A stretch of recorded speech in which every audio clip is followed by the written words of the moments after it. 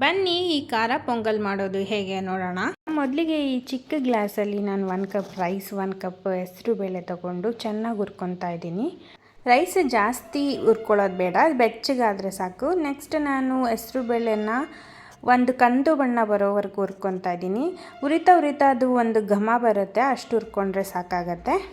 ಈಗ ಕುಕ್ಕರಲ್ಲಿ ನಾವೇನು ಹುರಿದಿಟ್ಕೊಂಡ್ವಿ ಅಕ್ಕಿ ಮತ್ತು ಹೆಸರು ಬೇಳೆನ ಅದನ್ನು ಒಂದು 2-3 ಸಲ ಚೆನ್ನಾಗಿ ತೊಳ್ಕೊಂಡು ಅದಕ್ಕೆ ಚಿಟಿಕೆ ಅರಿಶಿನ, ಒಂದು 7ರಿಂದ 8 ಕಾಳು ಮೆಣಸು, ಸ್ವಲ್ಪ ಜೀರಿಗೆ ಸ್ವಲ್ಪ ಹಾಕ್ತಿದ್ದೀನಿ ಬಿಕಾಸ್ ನಾವು ಒಗ್ಗರಣೆ ಮಾಡಲಿಕ್ಕೆ ಕೂಡ ಜೀರಿಗೆನ ಯೂಸ್ ಮಾಡ್ತೀವಿ. ಒಂದು ಸಣ್ಣ ಟೊಮೊಟೊ ಮತ್ತು ಒಂದು 7ರಿಂದ 8 ಎಸಳು ಬೆಳ್ಳುಳ್ಳಿ ಹಾಕ್ಕೊಂಡು ಅದಕ್ಕೆ ಟೇಬಲ್ ಸ್ಪೂನ್ ಎಣ್ಣೆ ಹಾಕಿ ರುಚಿಗೆ ತಕ್ಕಷ್ಟು ಉಪ್ಪನ್ನು ಆ್ಯಡ್ ಮಾಡಿ ನಾವೇನು ರೈಸ್ ಮತ್ತು ಹೆಸರು ಬೇಳೆನ ತೊಗೊಂಡ್ವೋ ಆ ಲೋಟದಲ್ಲಿ 4 ಗ್ಲಾಸ್ ನೀರನ್ನ ಆ್ಯಡ್ ಮಾಡಿ 1-2 ವಿಷಲ್ನ ಕುಗ್ಸ್ಕೊಬೇಕಾಗತ್ತೆ. ನೋಡಿ ಎಷ್ಟು ಕಲರ್ಫುಲ್ಲಾಗಿ ಕಾಣ್ತಿದೆ, ಎಷ್ಟು ನೀಟಾಗಿ ಕೂಡ ಬೆಂದಿದೆ.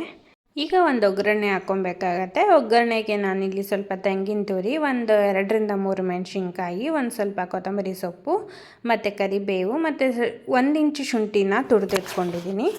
ಇದ್ರ ಜೊತೆಗೆ ನಾನು ಸ್ವಲ್ಪ ಜೀರಿಗೆ ಮತ್ತು ಇಂಗನ್ನು ಕೂಡ ಆ್ಯಡ್ ಮಾಡ್ಕೊತೀನಿ. ಮೊದಲಿಗೆ ಬಾಣಲಿನ ಬಿಸಿಗಿಟ್ಟು ಒಂದು 2 ಟೇಬಲ್ ಸ್ಪೂನ್ ತುಪ್ಪ ಹಾಕಿ ಅದಕ್ಕೆ ಸ್ವಲ್ಪ ಜೀರಿಗೆ, ಸ್ವಲ್ಪ ಇಂಗು, ತುರಿದಿಟ್ಕೊಂಡ ಶುಂಠಿ, ಹಸಿಮೆಣ್ಸಿನ್ಕಾಯಿ, ಕರಿಬೇವು ಹಾಕಿ ಸ್ವಲ್ಪ ಹಸಿ ವಾಸನೆ ಹೋಗೋವರೆಗೂ ಬಾಡಿಸ್ಕೊಬೇಕಾಗುತ್ತೆ. ಅದಾದ ನಂತರ ಕಾಯಿ ತುರಿ ಮತ್ತು ಕರಿಬೇವಿನ ಸೊಪ್ಪನ್ನ ಹಾಕಿ ಬಾಡಿಸ್ಕೊಂಡು ನಂತರ ಈ ಒಗ್ಗರಣೆಯನ್ನು ಬೇಯಿಸ್ಕೊಂಡಿರೋದ್ರ ಜೊತೆ ಚೆನ್ನಾಗಿ ಮಿಕ್ಸ್ ಮಾಡಿ ಲಿಡ್ ಕ್ಲೋಸ್ ಮಾಡಿ 1ರಿಂದ 2 ನಿಮಿಷ ಕುದಿಸ್ಕೊಂಡ್ರೆ ಬಿಸಿ ಬಿಸಿಯಾದ ಪೊಂಗಲ್ ರೆಡಿ. ಈ ಪೊಂಗಲ್ನ ನಾವು ಚಟ್ನಿ ಜೊತೆ ಅಥವಾ ಮೊಸರು ಜೊತೆ ತಿಂತಿದ್ರೆ ಆ ರುಚಿನೇ ಬೇರೆ. ಈ ನನ್ನ ರೆಸಿಪಿ ನಿಮಗೆ ಇಷ್ಟ ಆದರೆ ಪ್ಲೀಸ್ ನನ್ನ ಚಾನಲ್ನ ಸಬ್ಸ್ಕ್ರೈಬ್ ಮಾಡಿ, ಲೈಕ್ ಮಾಡಿ ಮತ್ತು ಶೇರ್ ಮಾಡಿ. Thank you.